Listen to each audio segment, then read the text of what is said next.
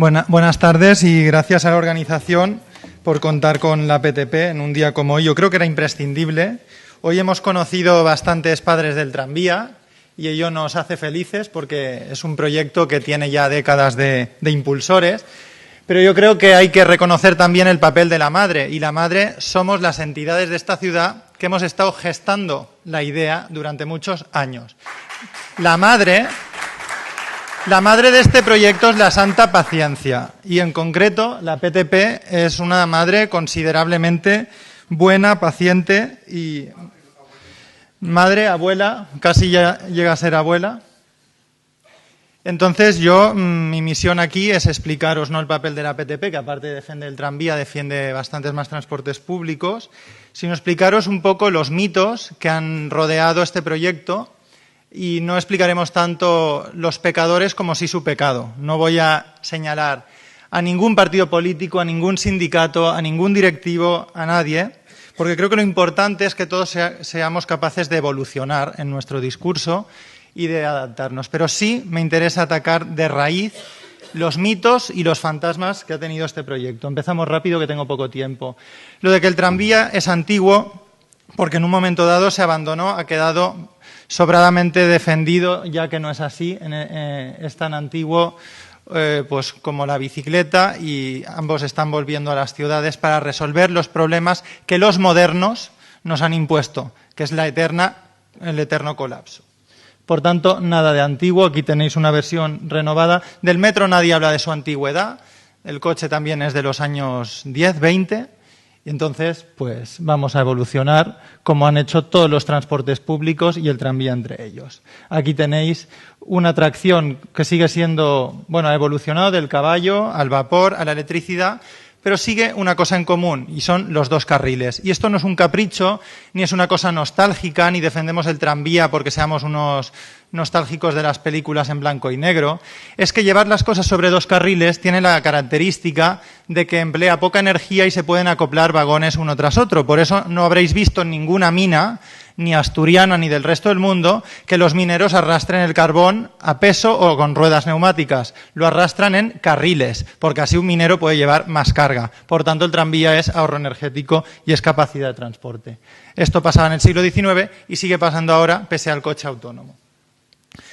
El mito número 2 es que Barcelona es demasiado densa para el tranvía, como si la densidad en habitantes por kilómetro cuadrado marcara la idoneidad de un transporte frente a otro.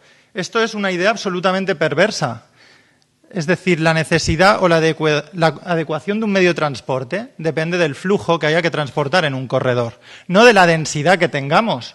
Es decir, si tenemos que transportar ciertas cantidades, miles de personas por hora, un transporte frente a otro. Y da igual si la ciudad tiene forma de palo o de cuadrado. Esto no es un tema de densidad, qué absurdo planteamiento. Y aquí lo estamos escuchando cada 2 por 3, que somos demasiado densos para el tranvía. Pues mejor, cuanto más densidad, más necesidad de compactación de la movilidad.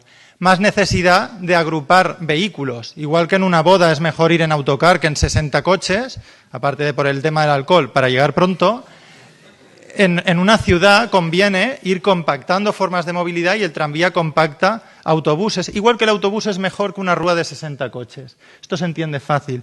En cambio, no nos cuestionamos la extraordinaria densidad del coche. Ya hemos dicho que Barcelona tenía 5.000 o 6.000 coches por kilómetro cuadrado. Lo que normalmente no se dice es cómo se distribuyen estas densidades por barrio. Y aquí hay un factor de riqueza y de pobreza en la movilidad. Resulta que quien está colapsando la diagonal no somos los vecinos del Baix Llobregat, como se está diciendo una y otra vez, sino que hay una extraordinaria dotación del coche en algunos barrios más que en otros.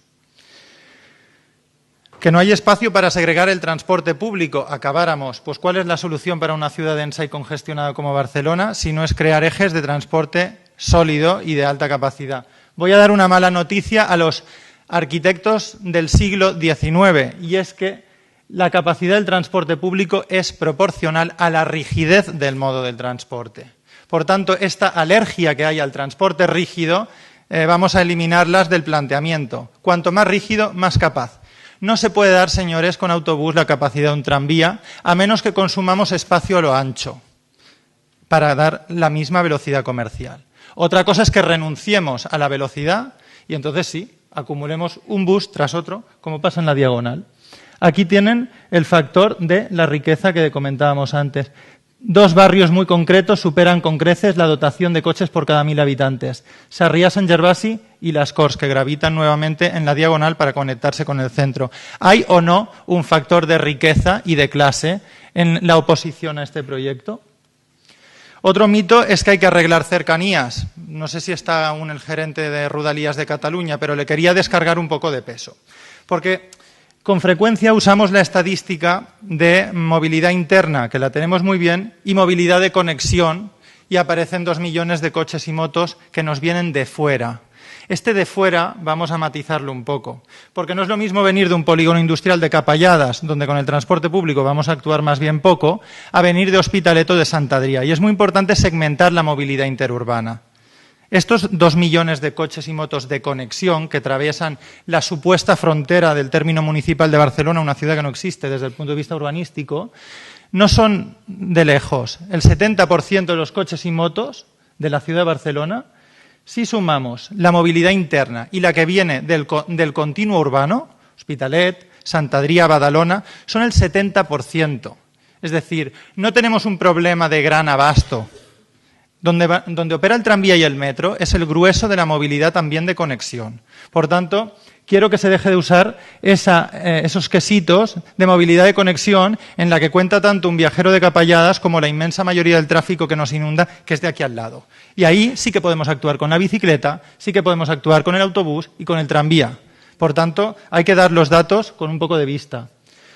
Si el problema no son las cercanías y no el transporte urbano, me pregunto qué hacen boicoteando un transporte interurbano de 9 municipios y defendiendo un autobús urbano de Fórum a zona universitaria, los que se oponen a esto. Si tanto les preocupan las cercanías, comparen ustedes qué hacemos. ¿Hacemos una línea de bus eléctrica con hidrógeno, con lo que les dé la gana, de zona universitaria a Fórum o un tranvía interurbano? Como si la electricidad diera rapidez por sí misma. ¡Qué tontería! El tranvía es caro. Pues el tranvía de momento es el medio de transporte más barato del Plan Director de Infraestructuras. Nos ha aportado 85.000 viajeros eléctricos. No tenemos 85.000 viajeros en coche eléctrico. Tenemos 85.000 nuevos viajeros que antes iban en formas diésel de locomoción o, como mucho, en algunos pocos en metro. Por tanto, casi todos son nuevos eléctricos. Y los que se pueden generar en la conexión son más de 100.000. Este es el proyecto de electrificación de movilidad más importante de Cataluña. No hay plan Renove de vehículo eléctrico que pueda alcanzar la potencia de 100.000 nuevos viajeros eléctricos de un día para otro. Ni siquiera electrificar los buses. Porque aquí no solo llevamos demanda actual insatisfecha, por cierto, sino demanda futura. En cambio, lo que genera consenso político en nuestro desgraciado plenario municipal, porque toma muy malas decisiones, es la línea 9 de metro, que costando 20 veces más, no ha llegado a dar ni la mitad de los viajeros. El coste del tranvía hace economías de escala del ferrocarril. El coste marginal es negativo. Es decir, igual que el metro vale menos el pasajero transportado que el viajero cuesta menos que el autobús. Aquí tenéis los costes por vehículo kilómetro. Juzgad vosotros mismos. Vamos a dividir los 15 euros que cuesta mover un autobús en Barcelona, los 10 o 12 que cuesta mover un kilómetro de tranvía, perdón, esto era del metro, los 15, y lo dividimos por sus viajeros. Esto es por unidad de vehículo kilómetro. 15 euros cuesta mover un kilómetro el metro, 6, 7 el autobús, 10 el tranvía. Lo dividimos por viajero y resulta que los modos ferroviarios pues tienen más economías de escala que el autobús. Un autobús que va cargado con 60 viajeros, si tenemos que poner 10 autobuses, hay 10 personas más en la red, hay que coger un segundo autobús. No tiene economías de escala. El ferrocarril sí, tiene una gran capacidad de incorporar demanda sin grandes gastos de inversión, una vez están las vías, claro. Aquí tenemos el fabuloso mito de mejor el bus eléctrico, ya lo hemos comentado. Aquí tenéis un autobús eléctrico. La verdad es que si lo ves de lejos, pues es igual que uno diésel y no es solución de nada. Eso sí, reivindico el papel del bus eléctrico, no en la diagonal, como hacen los opositores del transporte público, sino en toda la ciudad. Es una evolución que hay que incorporar porque se va comodísimo dentro de un autobús eléctrico. Pero es que se va comodísimo en cualquier línea, no solo en la diagonal para boicotear proyectos. La velocidad del autobús, esta acumulación de autobuses que hay en la diagonal, nos hace circular a los que tenemos que ir en transporte público porque no tenemos otra cosa, ir entre 6 y 8 kilómetros por hora. ¿Qué futuro nos da cambiar la tracción del coche? Ninguna. Bueno, nosotros hicimos un estudio a ver qué pasaría conectando las redes y dedicando los buses que actualmente solapan el tramvía y el tramvesós, pero que son necesarios porque hay un tramo central sin conexión, cómo esto se puede revertir en la mejora de la red si conectamos los tranvías. Es decir, esta conexión la entendemos no solo como una mejora del transporte metropolitano en 9 municipios o del interior de la diagonal, sino como una liberación de recursos atascados a 6 por hora en la diagonal, buses, y dedicación al resto de líneas de la ciudad. Y calculamos que solo implantando el tranvía liberamos a la administración pública. TMB es otra cosa, TMB habrá que refinanciarla. Pero lo que es la administración pública le ahorramos 2 millones de euros porque eliminamos duplicidades de red bus-tranvía.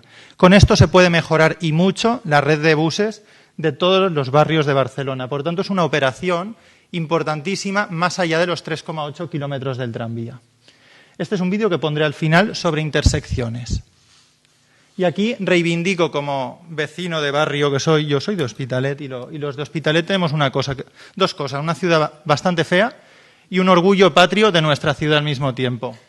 Entonces, ¿cómo es esto? Pues porque tenemos una capacidad de transformar nuestra realidad que de origen no era la mejor y luego pues ha ido mejorando.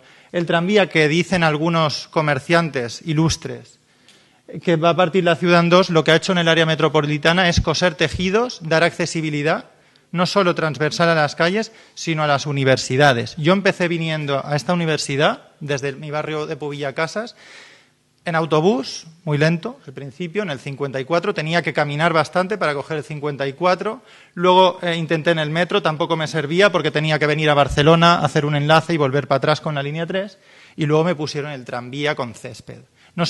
No podéis imaginar lo que le supone a un barrio esto. Y muchas veces desde Barcelona no se tiene en cuenta que no sois una ciudad real.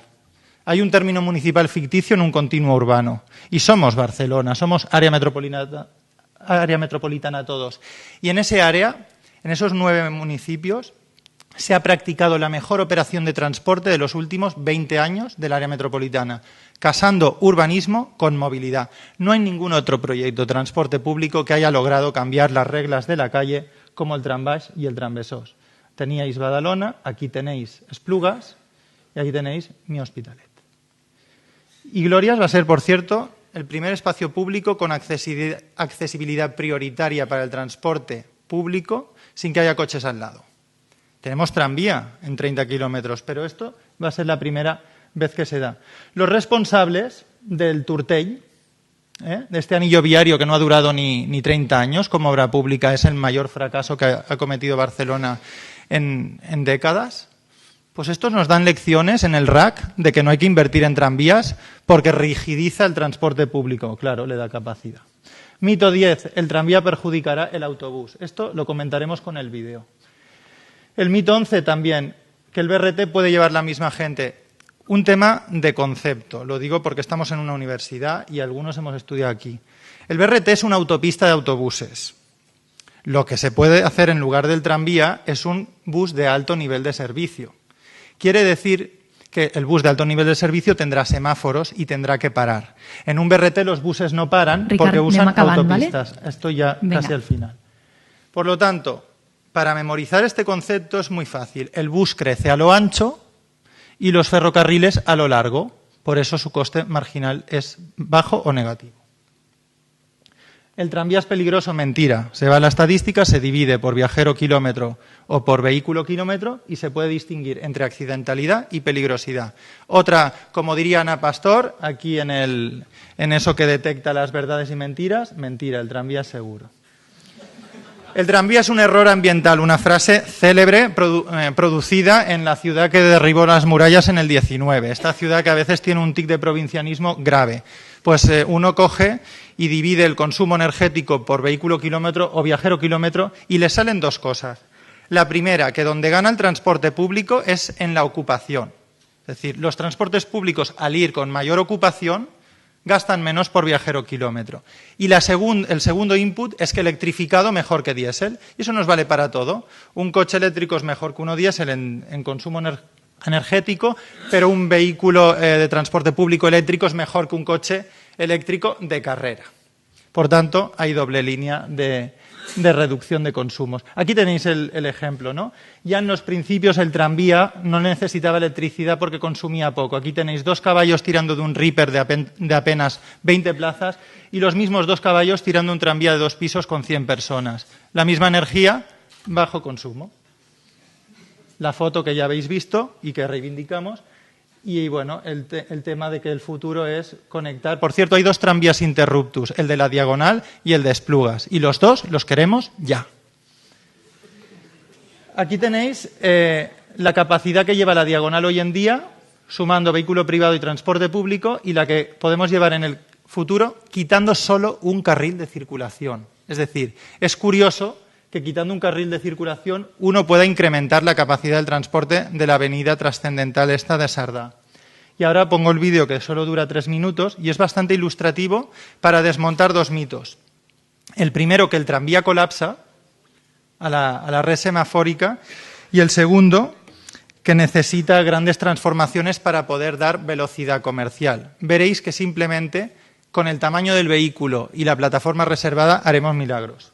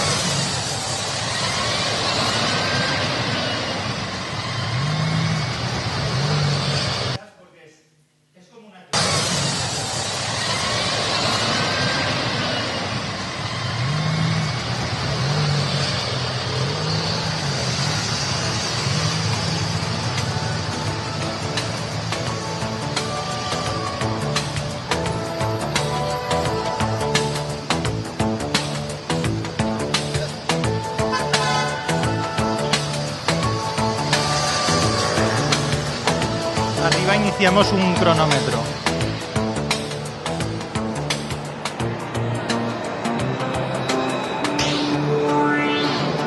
El tranvía en doble composición puede llevar 400 viajeros con periódicos abiertos, sin aplastamiento.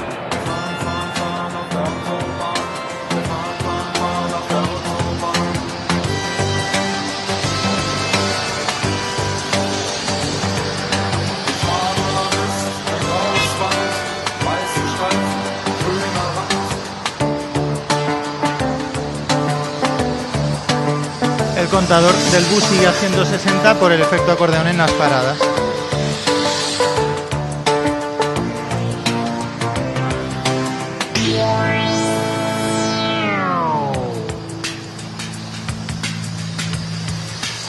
Estamos a punto de acabar el primer ciclo. En Barcelona los ciclos semafóricos son de 96 segundos. Minuto y medio. La mayoría de ellos.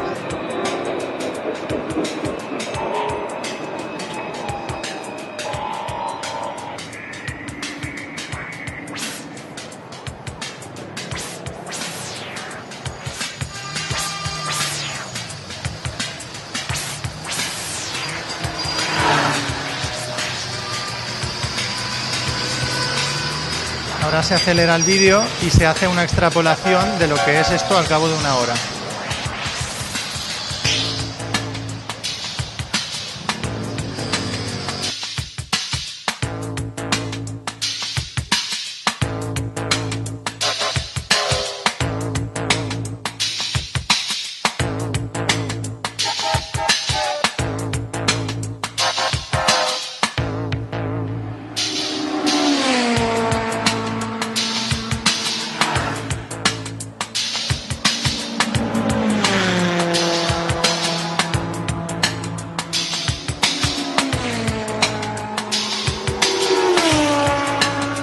La ocupación del tranvía ha sido mínima de las intersecciones. Imaginaos el gran colapso que podemos crear en Eixample. Bueno, esto es todo. Muchas gracias.